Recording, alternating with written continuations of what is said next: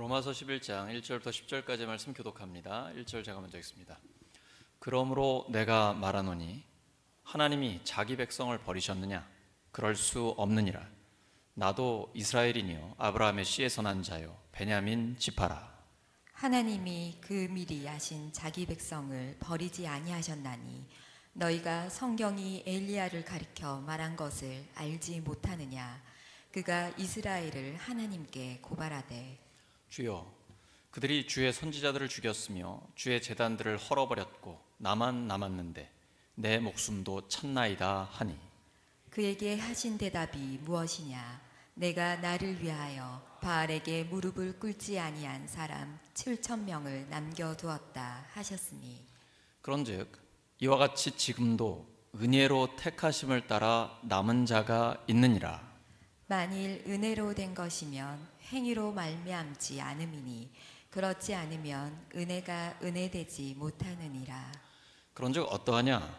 이스라엘이 구하는 그것을 얻지 못하고 오직 택하심을 입은 자가 얻었고 그 남은 자들은 우둔하여 졌느니라.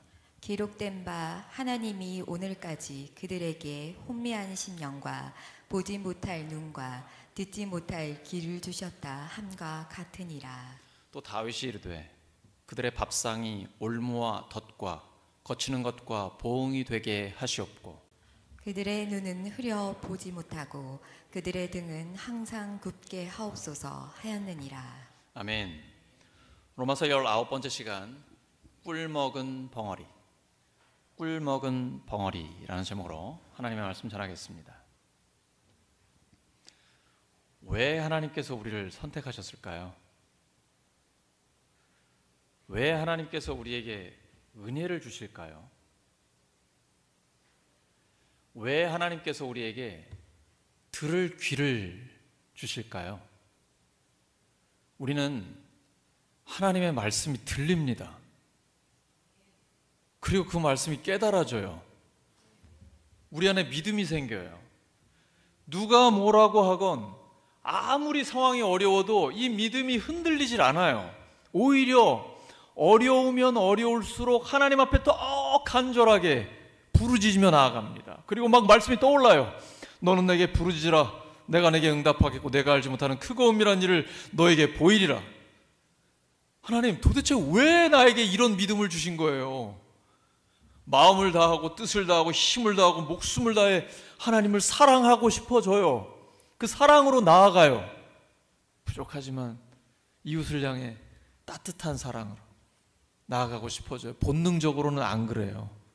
근데 자꾸 그렇게 살고 싶어져요. 그래서 하나님의 꿈이 나의 비전이 되고 예수님의 성품이 나의 인격이 되고 자꾸 그렇게 변한다니까요. 내가 도대체 왜 그럴까요? 이유가 뭐예요? 모르겠어요. 그 이유를 모르겠어요. 은혜 아니면 설명할 수가 없어요. 할 말을 잃어버려요. 꿀먹은 벙어리가 됩니다.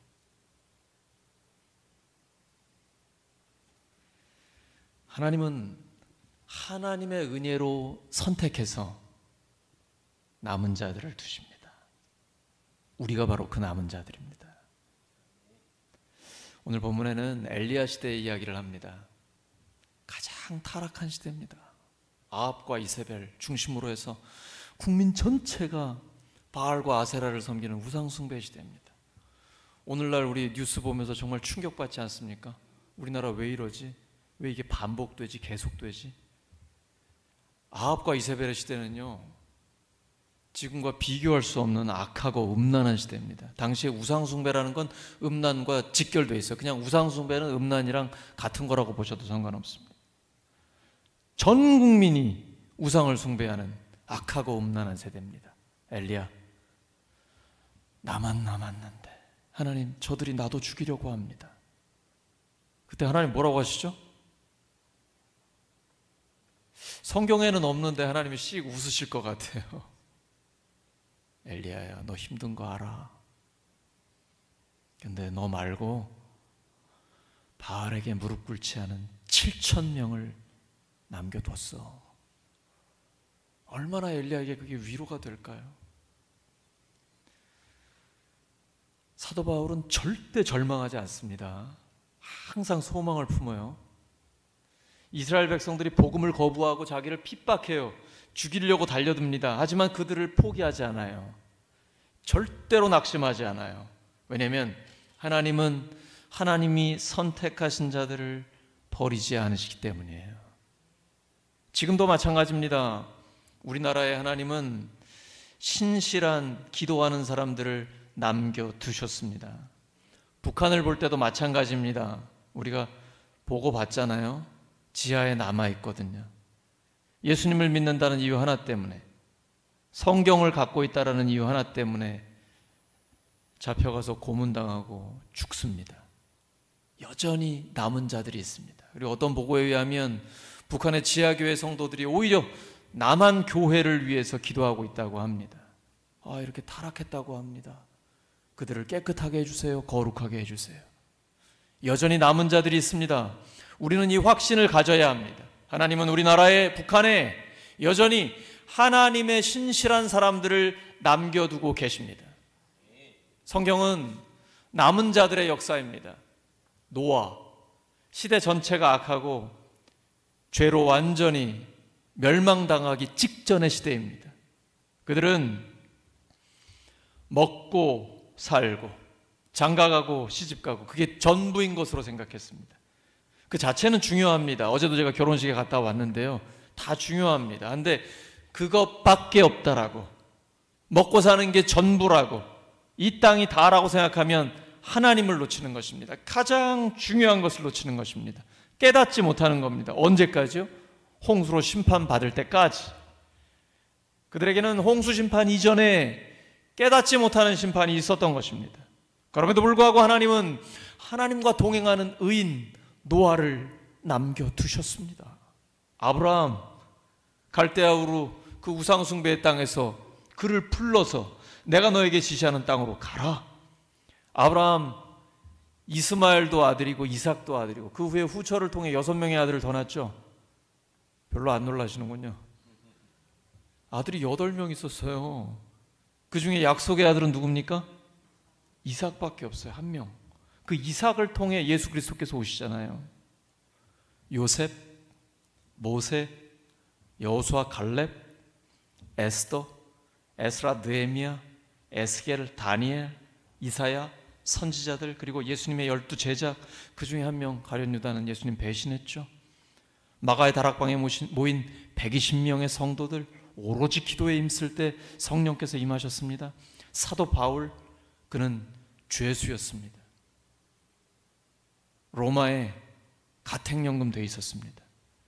그때 뉴스가 있었다면 누가 역사의 주인공이라고 생각하겠습니까? 로마 황제 아니겠습니까? 오늘날 미국이나 중국, 러시아의 대통령이 역사의 주인공인 것처럼 보이죠. 그러나 성경은, 하나님은 가택연금 상태에 있는 남은 자 사도 바울이 역사의 주인공이라고 말씀하고 있습니다. 그리고 2000년이 지난 지금 우리는 하나님의 말씀이 옳다라는 걸, 진리라는 걸 알게 됩니다.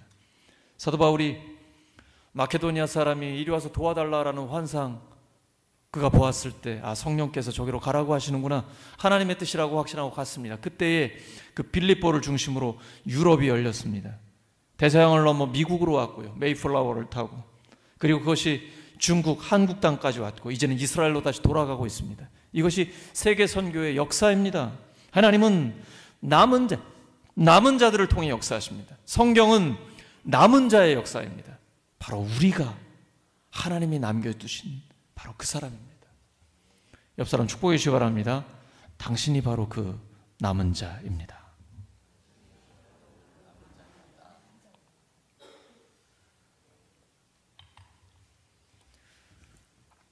남은 자의 특징이 뭘까요?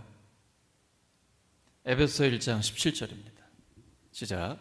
우리 주 예수 그리스도의 하나님 영광의 아버지께서 지혜와 계시의 정신을 너희에게 주사 하나님을 알게 하시고, 하나님을 아는 자가 남은 자입니다.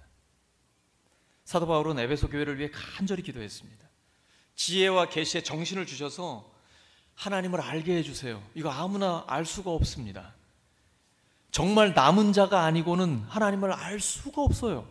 여러분 성경 읽으면 이게 다 믿어지는 게 아니에요. 깨닫는 것도 얼마나 어려운지 몰라요. 우리 평생 공부해도 몰라요. 세계 최고의 신학자도 나 하나님 다 알아, 성경 다 알아 말할 수 있는 교만한 자는 아무도 없어요. 성경 아무리 연구해도 끝이 없어요. 그런데 우리에게 그 하나님을 알게 해주셨어요. 이게 바로 남은 자의 특징이에요. 하나님의 은혜를 받았다, 남은 자다. 그 특징은 깨달음이 있는 사람이에요. 하나님의 말씀을 읽고 들을 때, 하나님 앞에 기도할 때 깨달아져요. 나를 향한 하나님의 마음을 알게 돼요. 하나님의 뜻이 아주 선명하게 보여요. 그 사람이 바로 남은 자예요. 남은 자에게는 사명이 있습니다. 로마서 11장 5절과 6절입니다. 시작. 이와 같이 지금 이 시기에도 은혜로 택하심을 입은 사람들이 남아 있습니다. 은혜로 된 것이면 행위에 근거한 것이 아닙니다. 그렇지 않으면 그 은혜는 이미 은혜가 아닙니다. 남은 자는 은혜를 많이 받은 사람입니다. 하나님의 은혜를 충만히 받은 사람이에요. 그래서 우리는 평생 이렇게 고백해야 돼요.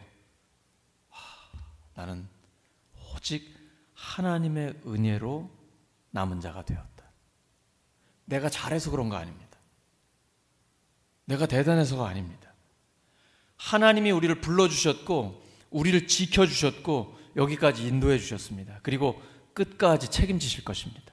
하나님은 우리를 사랑하시되 끝까지 사랑하십니다. 그래서 사도 바울처럼 나는 사도라고 불릴 자격 없습니다. 저는 교회 핍박자였습니다. 죄인 중에 괴수입니다. 성도 중에 가장 작은 자입니다. 그런데 내가 이렇게 된 것은, 내가 지금 모든 사도들보다 더 수고하고 있는데 나의 나 된 것은 오직 하나님의 은혜밖에 없습니다. 하나님의 은혜는 결코 헛되지 않습니다. 나를 이렇게 변화시키신 하나님의 은혜가 여러분도 변화시키실 것입니다. 오직 하나님의 은혜밖에 없습니다. 근데 은혜를 받지 못한 사람은 7절 말씀처럼 완고해지고 우둔해집니다. 자기 마음을 완고하게 하고 우둔하게 하니까 하나님이 내버려 두십니다. 하나님 말씀 아무리 들어도 깨닫지 못해요. 기도하는 척은 하는데 그 기도 가운데 하나님의 임재, 하나님의 응답이 없어요. 빨리 내 마음을 바꿔야 됩니다. 우리는 오직 하나님의 은혜로 선택받아 남은 자가 되었습니다. 그런데 바로처럼, 이집트의 바로처럼 자기 스스로를 완악하게 하고 완고하게 하면 점점 더 우둔해집니다. 마치 양심에, 이 마음에 굳은 살이 박인 것처럼 아무리 찬송을 해도 감동이 없습니다. 아무리 말씀을 들어도 어떤 깨달음도 없어요. 이보다 더 불쌍한 사람이 어디 있습니까? 똑같이 신앙생활을 하는데 마음에 아무런 감동과 감격이 없어요. 그런데 은혜 받은 사람은 모든 게 감격이요 감동이에요. 하나님 왜 이러세요? 하나님 왜 저를 선택하셨어요? 저 아시잖아요. 하나님, 사람들은 몰라도 하나님은 다 알고 계시잖아요. 네, 하나님 왜 저를 선택하셨어요? 왜 저를 부르셨어요? 하나님 아무 말씀도 안 하셔요. 하나님 원래 과묵하시거든요. 그것 때문에 감격과 감사가 넘치는 거예요. 찬양하면 그 찬양이 다 내 가사예요. 하나님 말씀을 들으면 계속 하나님의 음성이 들려요. 너 이렇게 살아야지. 내가 너를 구원했잖아. 너 선택했잖아. 하나님의 자녀답게 살아. 예수님의 제자답게 살아. 너를 통해 내가 일할 거야. 하나님은 남은 자를 통해 역사하십니다. 하나님은 남은 자를 통해 하나님의 일을 이루어 주십니다. 우리가 바로 그 남은 자들입니다. 남은 자들에겐 사명이 있습니다. 첫째, 절대 절망하지 말고 소망을 품어야 합니다. 로마서 11장 1절입니다. 로마서 11장 1절 시작. 그러면 내가 묻습니다. 하나님께서 자기 백성을 버리신 것은 아닙니까? 그럴 수 없습니다. 나도 이스라엘 사람이요 아브라함의 후손이요 베냐민 지파에 속한 사람입니다. 바울의 고백입니다. 다시 한번요. 시작. 그러면 내가 묻습니다. 하나님께서 자기 백성을 버리신 것은 아닙니까? 그럴 수 없습니다. 나도 이스라엘 사람이요 아브라함의 후손이요 베냐민 지파에 속한 사람입니다. 이스라엘 백성들이 복음을 거부하고 있어요. 거부할 뿐 아니라 오히려 복음 전하는 사람을 핍박하고 있어요. 얼핏 보면 이 상황을 볼 때 이스라엘이 버림받은 것 아닌가? 민족적으로 완전히 하나님 앞에서 무너져 버린 거 아닌가? 이런 생각을 할 수가 있단 말이에요. 그럴 수 없습니다. 가장 강한 부정으로 대답을 합니다. 그 증거는 일단 나에게 있습니다. 바울이 어느 나라 사람입니까? 이스라엘 사람입니다. 아브라함의 후손이요 베냐민 지파입니다. 바리새인 중에 바리새인입니다. 그 중에 가장 열심히 있는 사람입니다. 교회를 핍박하던 자였습니다. 해외까지 나가서 핍박하던 자였습니다. 하나님이 그를 구원하셔서 사도로 만들어 주셨습니다. 그러니 하나님께서 이스라엘을 버리시겠습니까? 절대로 절망하지 않습니다. 소망을 품고 나아가는 것입니다. 아무리 힘든 상황에 부딪히도 어떤 어려운 사람들을 만나도 절대로 포기하지 않고 소망을 갖습니다. 갈라디아서 6장 9절이죠. 우리가 선을 행하되 낙심하지 말지니 포기하지 아니하면 때가 이름에 거두리라. 무엇보다 중요한 것은 포기하지 않는 용기와 소망입니다. 두 번째, 남은 자들은 뭉쳐야 합니다. 예수님이 두세 사람이 내 이름으로 모인 곳에 나도 너희와 함께 하겠다라고 말씀하여 주셨습니다. 히브리서 10장 25절입니다. 시작. 어떤 사람들의 습관처럼 우리는 모이기를 그만하지 말고 서로를 격려하여 그날이 가까워오는 그것을 볼수록 더욱 힘써 모입시다. 모일 때 성령님이 역사하십니다. 마가의 다락방에 120명의 성도들이 모여서 함께 간절히 오로지 기도에 힘썼습니다. 그때 오순절에 성령님이 임하셨습니다. 성령의 역사는 모일 때 나타납니다. 그래서 주일 연합예배, 목장 모임, 삶 공부에 더욱 힘써 모여야 합니다. 주님이 가까이 오심을 볼 때 더욱더 해야 합니다. 그리고 이렇게 나라가 어수선하고 곳곳에서 전쟁과 심각한 위기 이런 것들이 보일 때에 더욱더 모이기에 힘써야 합니다. 지금은 그런 시대가 아니에요. 그런 소리 하지 마십시오. 하나님의 말씀입니다. 때가 악할수록 재림이 가까울수록 모이기에 힘써야 합니다. 모일 때에 하나님이 역사하십니다. 모이는 자들에게 은혜를 주십니다. 모일 때에 성령이 역사하십니다. 하나님의 말씀은 어제나 오늘이나 영원토록 변하지 않습니다. 천지는 없어져도 하나님의 말씀은 1점 위력도 떨어지지 않습니다. 모이기에 힘쓸 때 우리는 하나님의 역사를 경험하게 됩니다. 셋째, 남은 자들은 싸워야 합니다. 마귀를 대적하라. 그러면 너희를 피하리라. 악에게 지지 말고 선으로 악을 이기라. 때로는 혼자라도 괜찮습니다. 엘리야 외로웠습니다. 850대 1로 싸웠습니다. 넉넉히 이겼습니다. 나만 남았다라고 생각할 때 괜찮습니다.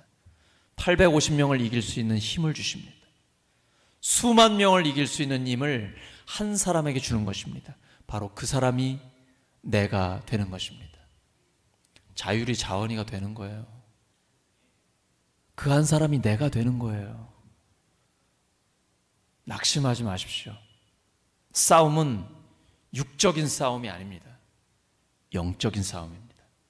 기도와 말씀으로 이깁니다. 섬김과 순종으로 이깁니다. 하나님이 기뻐하시는 것은 절대 순종하는 것입니다.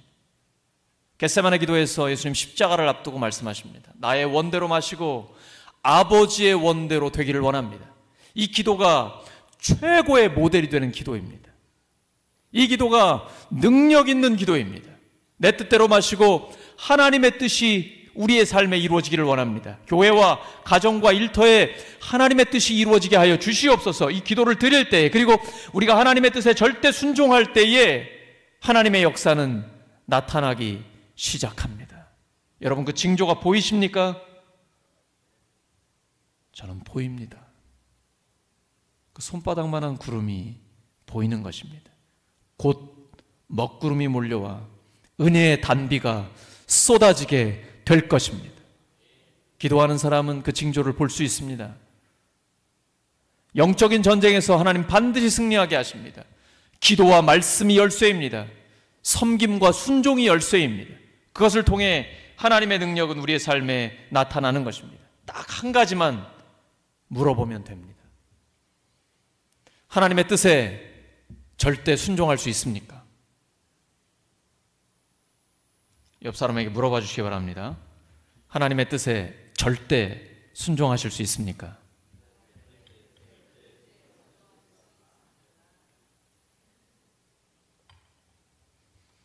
이 말씀에 아멘이라고 대답하면 인생이 확 풀립니다. 단순하게 사십시오. Simple life가 Powerful life입니다. 하나님 뜻에 절대 순종하면 하나님의 역사가 내 삶에 펼쳐지게 되는 것입니다. 오늘 말씀 정리합니다. 여러분, 이게 제일 좋죠? 오늘 말씀 정리합니다.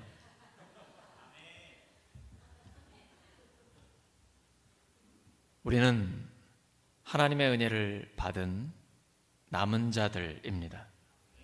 남은 자들에게는 사명이 있습니다. 소망을 품어야 합니다. 하나님은 남은 자들을 통해 역사하십니다. 뭉쳐야 합니다. 모일 때에 성령의 역사가 나타납니다. 싸워야 합니다. 기도와 말씀으로, 섬김과 순종으로 영적인 전쟁에서 승리하고 끝까지 하나님 앞에 쓰임받는 우리 모두가 되기를 예수 그리스도의 이름으로 축원합니다. 함께 합심하여 기도합니다. 말씀을 기억합니다. 우리는 하나님의 은혜를 받은 남은 자들입니다. 남은 자들에게는 사명이 있습니다. 절대로 절망하지 말고 소망을 품어야 합니다. 남은 자들은 뭉쳐야 합니다. 모일 때 하나님의 능력이 나타납니다. 남은 자들은 싸워야 합니다. 기도와 말씀으로, 섬김과 순종으로 이길 수 있습니다. 하나님은 남은 자들을 통해 역사하십니다. 하나님 아버지, 세상 끝날까지 저희들이 남은 자들로 이 사명 감당하게 하여 주시옵소서. 하나님 도와주셔서 주여, 저희들에게 주신 마음 가지고 다시 한번 소망을 품고 나아갑니다. 다시 모입니다. 또 모입니다. 모여서 주의 일을 감당하기를 원합니다. 영적인 전쟁에서 최전방에 서서, 선봉에 서서 나아갑니다. 기도와 말씀으로, 섬김과 순종으로 나아갑니다. 주여, 주여, 저희들을 사용하여 주시옵소서. 하나님은 남은 자들을 통해 역사하신다고 말씀하셨고 성경을 통해 그것을 보여주셨습니다. 하나님, 저희들을 사용해 주시옵소서. 하나님, 저희들을 사용해 주시옵소서. 하나님, 어제나 오늘이나 영원토록 동일하신 하나님의 말씀 위로해 주시고 회복시켜 주시고 하나님의 말씀 다시 깨닫고 나아갈 수 있도록 도와주시고 주께서 역사해 주시고 감사드리며 예수 그리스도의 이름으로 기도드립니다.